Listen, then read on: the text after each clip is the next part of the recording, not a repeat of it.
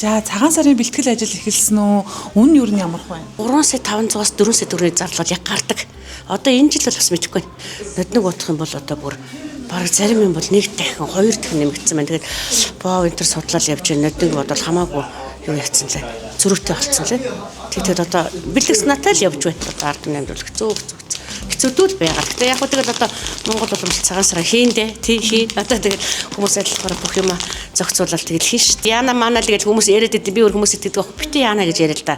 Жинхэнэ гоё баяраа тэгжээг л би тэгдэг байхгүй. Жилд ганц удаа болж байгаа. Ах түүнэр амар сатан гоцтой ганц гоё баяр өсөлтөнд уулздаг баяр байхгүй. Тэгэхээр чи ерөөсөө одоо тэгэл энэ баярыг муухай болгож болохгүй шүү дээ. Бид нар гिचнээ одоо ингээл арт мандрал муу одоо дорой байна гэж ярьжсэн ч гэсэн бүх юмаа даашлал энэ дэл гоё хийн хамгийн гоёор л хийн тэмдэглэн тий.